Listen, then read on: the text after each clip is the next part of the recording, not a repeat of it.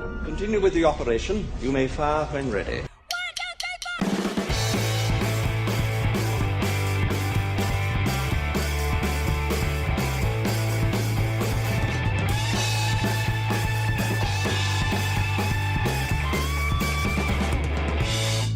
Hello everyone, welcome to episode 3 of Fire When Ready. I'm your host, Alex Corey, and on this podcast I talk about my thoughts on all things geeky, being the world of movies, TV, comics, because we are the Venom.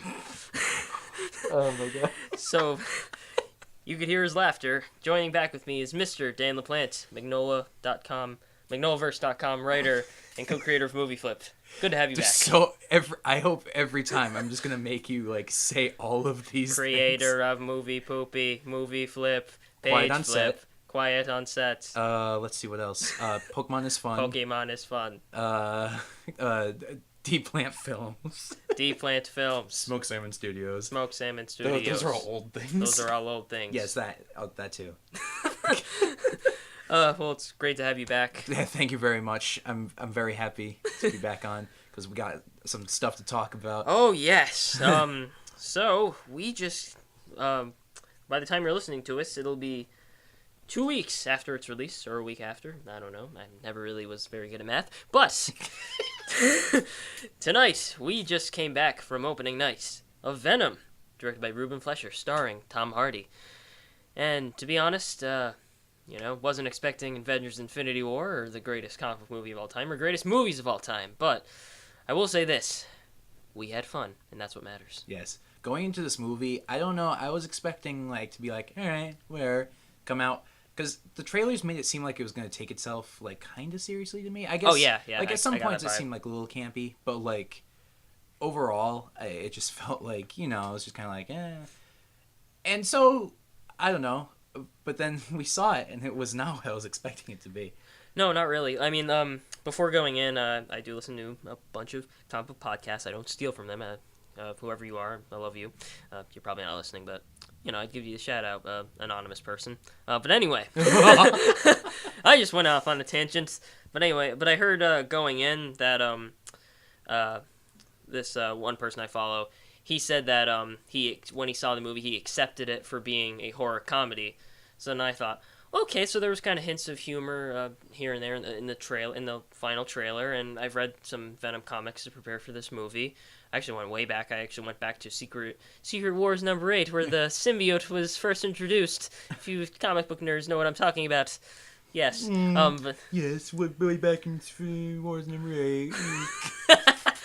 Yeah, Secret Wars number 8, where the alien symbiote gets on Peter Parker, and we have our black suit Spider-Man that we all know and love. But I don't even remember what I was talking about, but it was amazing. Yeah. But yeah, so there were hints of that humor in the Venom comics, and so going into this movie, I tried to have that mindset of, okay, maybe it won't take itself too seriously, and it's not going to be that R-rated Venom movie we heard about, but you know what, I still wanted to go in hoping for the best and possibly enjoying myself, and in the end I did. Maybe there were some silly plot points here and there, some silly humor that may have not always worked, but hey, you know what, I had a good time. Man, the action was through the roof. I actually want to buy the Blu-ray or something just to rewatch those insane action sequences. You can tell Ruben Fleischer, who directed this film, is a very visual director. I've seen Zombieland. I didn't see Gangster Squad, but I know there's some big visual, just stylized action sequences. And that definitely shows when you're watching Venom. There's a lot of crazy stylized action in it. And I think that's worth the price of admission. Yeah, it was very stylized, actually. And, what was standing out to me was, this movie's pacing was so insanely quick. Exactly. It literally is just, see, to me, what I got from this movie is just, there's a plot, but you want to see Venom. Exactly, yeah. And so it's just, here, character, plot, all right, we're already at Venom. Right. Just plot points fly by so fast in this movie because it's it's not trying to be the super serious No, it's not Daredevil Netflix. Oh my god, no. And I honestly it was intentionally kind of stupid, but I loved it kind of. Yeah. It was just super entertaining. Definitely get that vibe. Yeah. Yeah. Yeah, that exactly. Like it was just an entertaining comic book movie. If you're a comic book fan, if you love Venom, I think you're gonna have a blast with this. I know Yeah. I did. Well, reading the Venom comics as of recent, Lethal Protector, by the way, hands down one of the best Venom storylines I read. I enjoy Planet of the Symbiotes. I know it's part of the Clone Saga, but if you just read Planet of the Symbiotes, that storyline alone, that is a lot of fun, I think. But some people may relate, but like especially in Lethal Protector, you do kind of have this dynamic with Venom's character. You know he's like more of an anti-hero. He might hate Spider-Man, but at the same time he wants to protect innocent people. And I don't know, you don't really get that much of like those that depth in this movie, but is it fun to kind of see Venom eat people's heads off? I'd say so. Yeah. I should also point out that I have zero knowledge of any... Yeah. Well, I know I have, like, osmosis knowledge of Venom, but I've never read a Venom book or anything like that. So, to me, I'm going into this with, like, way less experience than Alex has. But there are certain plot points where it's just kind of like, why does Venom want to be an anti-hero? I'm kind of a loser on my planet. I thought... Like, it's the stupidest motivation ever, but I, like, fell in love with it when he said that. Yeah. I was like, all right, yeah, I'm totally down with that. Yeah, okay, so now that you mentioned that, it kind of... Yeah, that kind of... I feel that kind of relates to what you said earlier about how it, like, kind of... You know, it's kind of poking fun at itself. Like, it's not taking itself too seriously. Yeah. You know, Venom saying he's a loser, and that's why he's doing what he's doing. Yeah, exactly. I think... I didn't really understand what you meant at first, but now I get it. Yeah, it's like, you know, it's just Venom's kind of like, I'm a guy, I'm just a dumb guy. Or as Beck says, I'm a loser, baby. Yeah. So why don't you kill me? Well, don't kill me, because I'll kill you first, because I'm right. Venom. Yeah. I know in the comic, I'm assuming he has more, like, reason than that. Oh, yeah. Yeah. And so, when the movie started, when he gets... spoilers, by the way. If you haven't seen Venom, you want to check it out, stop right here. Go out and go see it. Right, we should have said that at the beginning. Yeah. Yeah, well, I probably wrote it in the description by now. Yes, you're welcome, my loyal listeners. Anyway. Yeah. I am not a narcissist. I just like to talk like this. But anyway. What's going on here? Anyway. You're making fun of me. Well, who said that? I think it's Thor. Wait, Thor? What, the Avengers 4, Chris Pratt trying to do Thor's... Anyways.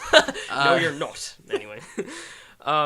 So anyway, when the movie started, so I know from the comics that the reason why Venom and Eddie Brock bond is because Venom has a hatred of Peter Parker, as does Eddie Brock, and when they merge together, we have a motivated villain.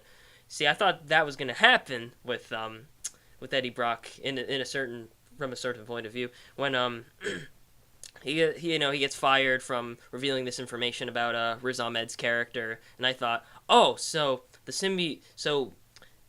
Eddie Brock is going to use that hatred when he merges with Venom to just take down Riz Ahmed. That doesn't... Thank you, beeping. That doesn't happen. No, it's all good. That doesn't happen. But you know what? Whatever. You know, I was still just... And, you know, the reason why I can forgive this movie and why I will be so stupid enough to buy it on Blu-ray, maybe the Steelbook. The Steelbook is probably going to look amazing. I'm probably going to buy this on Blu-ray because it's just... such a freaking entertaining movie. When he becomes Venom, the movie doesn't stop. It just keeps going and going and going.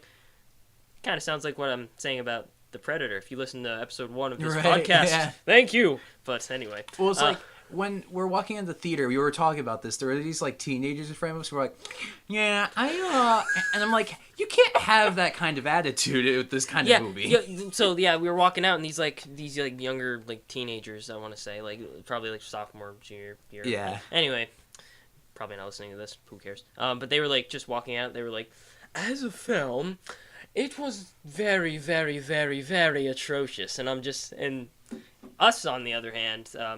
We're just like, oh man, wasn't that like so much fun? Yeah, like we had a blast. Like you see, when I saw The Predator like a couple weeks ago, I had fun watching it, even though I knew it wasn't a well-made film. I still had fun watching it because it was just so like fast-paced and high energy. I think the same thing for Venom, but I legitimately actually think they did a good job making it an entertaining film. like in the very least. Yeah, because it kind of like in the beginning it set up some like like the motivation and stuff like that, but then like it just kind of was just like but you want to see Venom and Tom Hardy interact, and they like had great chemistry. I agree. Yeah, him and his girlfriend just kind of were like like it was a very simple relationship. They're like simple. I think you're hot, you think I'm hot, we argue, but we also just swear at each other. And it was a very simple relationship, and I thought it worked. Like, there's definitely a lot of plot holes in this movie, but like, and Anthony Turner was like, I have this plot hole, and immediately I'm like, who cares? Yeah, absolutely. It was not concerned with plot holes at all. Yeah, and I don't care. Like, that's just the kind of movie it is. Exactly. Yeah, it's just it's the kind of movie that you have you're with a bunch of friends that maybe love comic books, or maybe just love fun, high energy, action, sci-fi, horror films, or horror comedy films, and you sit around, you just get some pizza and just have a blast. This is the vibe I get when I watch this movie, and I do. This is a movie I kind of see myself rewatching because of just how enjoyable it was. Right, yeah. I totally would turn this on, like, if I'm just bored and like, I need something really just, like, just to turn my brain off for a bit. It's just, like... Yeah. And, so, I mean, my first exposure to Venom was seeing Spider-Man 3. I think maybe a majority of people who didn't know who Venom was and, saw the Raimi Spider-Man trilogy eventually, saw Venom in full. They adapted that black-suited Spider-Man storyline in Spider-Man 3. And, Spider-Man 3 has problems of its own. They kind of have too many things going on at once, too many villains. Right. And they kind of... So what was bad about Venom was that they introduced him last minute. And Topher Grace was Eddie Brock from That 70s Show. Yeah, that guy. Mm-hmm. And so, like, when he's... So when he's like peeling back his face and parts, and you don't really get to see Venom's face that much in Spider-Man 3, but when he peels back his face, he's like, my spider sense is tingling. He picks up Mary Jane. He's like, if you know what I'm talking about, and I'm just like, and it's just cringe. But here, oh man, this even as stupid and silly as Venom was, like that was a better rendition of Venom on screen. Sure. Like, 1000%. Spider-Man 3 was legitimately bad, but this was at least a competent rendition of the Venom character from the comics. I prefer the Venom in the comics because just there's layers there. There's just stuff I can get into, but here it's... But like it's fine. As like a couple hours of your life. Exactly. The comic book's like a huge sprawling thing that's still going. I read back, when you get into comics, maybe don't read the first appearances, because I mean, when I started reading that black suited Spider-Man storyline, and then branched into when Eddie Brock entered, and this was this is Amazing Spider-Man comics, Stan Lee's Amazing Spider-Man. He didn't write the specific storyline, but when they first introduced Venom, that's all that's fun and enjoyable, but it's not once Lethal Protector comes into play, once the Amazing Spider-Man series leads into that. That's where I think Venom really is a great, solid character. Mm-hmm. I mean, you don't really get that in the movie, but overall, I had fun. Yeah, and the comic needs that because it's a long thing. But this is a 2-hour long. You don't need him to be a complex character in this. Yeah, and would you have gotten a better character with better character depth if Spider-Man was in it? I think so, but. Just for the movie that it was, I thought they did a pretty solid job. Yeah, I thought it was fun. That's all I wanted out of this. The thing that would have killed me if I came out of this, it was wow, I was really bored for 2 hours. That would have sucked, but I wasn't bored. I was very entertained. So, also, do you want to talk about the post-credit scene? Yeah, let's definitely talk about that. Okay, cool. So, Venom is kind of one of the make it or break it movies to kick off the Sonyverse, because Spider-Man is over having fun in the MCU. If you haven't seen Infinity War, he doesn't feel so good, and just but anyway, getting back he's to dead, so now Sony has to take over. Anyway, getting back to real life. Yeah.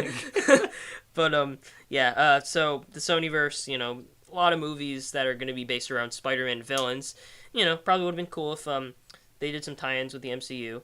But, so the post-credit scene, they are teasing.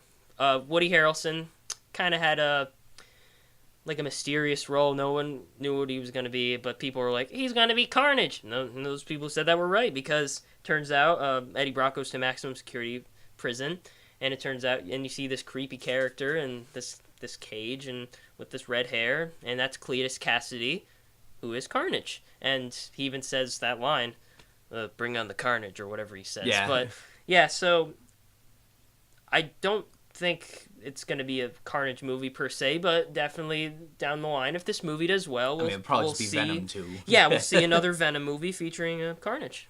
Or they'll do Batman v Venom. I don't know. Venom v Carnage. Venom Dawn of the Sinister Six? I don't know. Dawn of Dr. Octopus.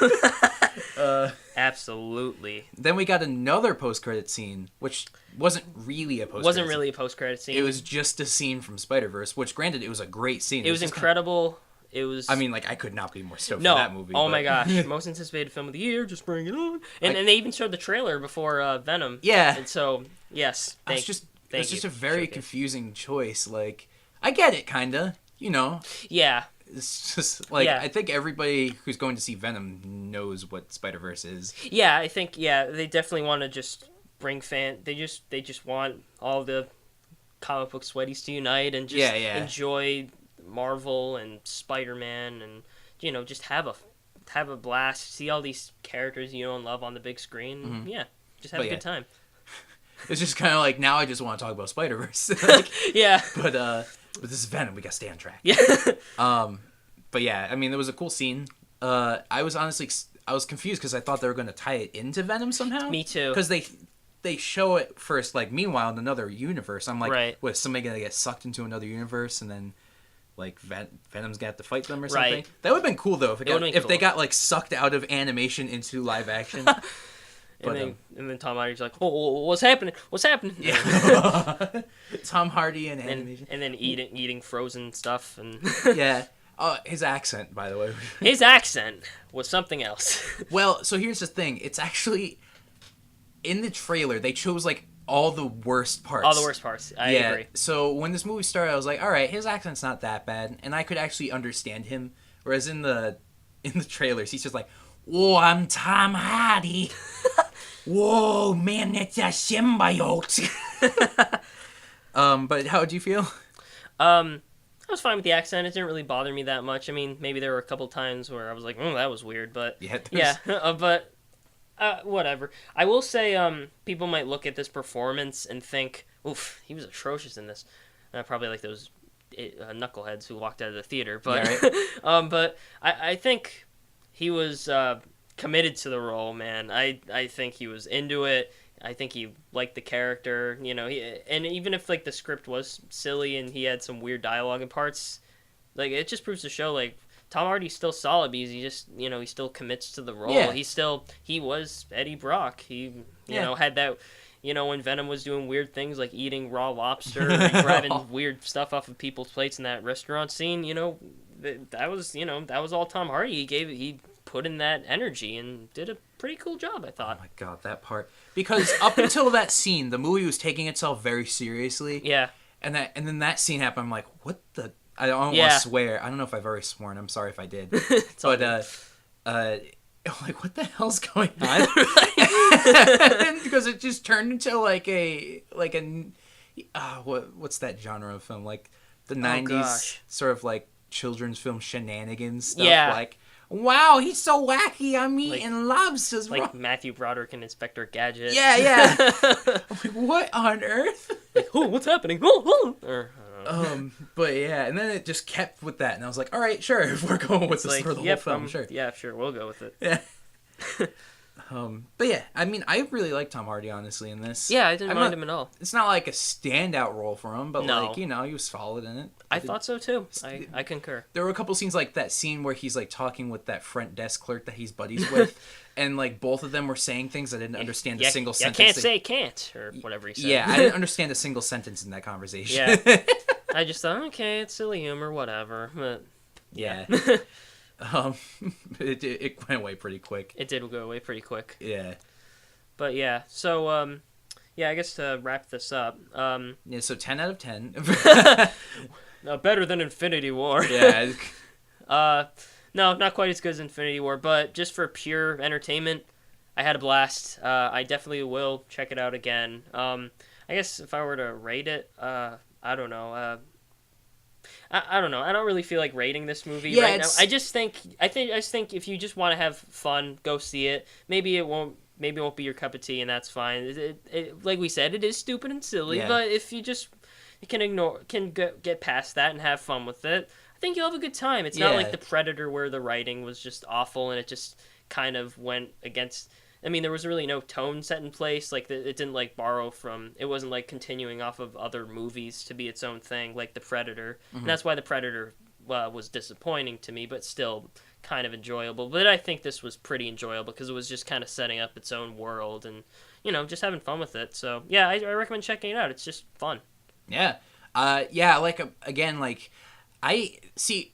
Rating a movie implies that it's either like super good or super terrible. I don't. This is like a movie I don't care enough to rate it because it's just like it's just a fun movie. Yeah. Like we're telling you, just go see it. Like don't expect like The Godfather. Yeah, don't expect Shawshank Redemption or the best comic book movies of all time, like The Dark Knight. Entertaining, like go with your friends and have a fun time. Just have fun, Have fun with this fun movie that's meant to be entertaining. Yeah, just if you don't have fun with it, that's okay. Yeah. There's other things. Go on with your life. Just turn off your have a good day. Yeah.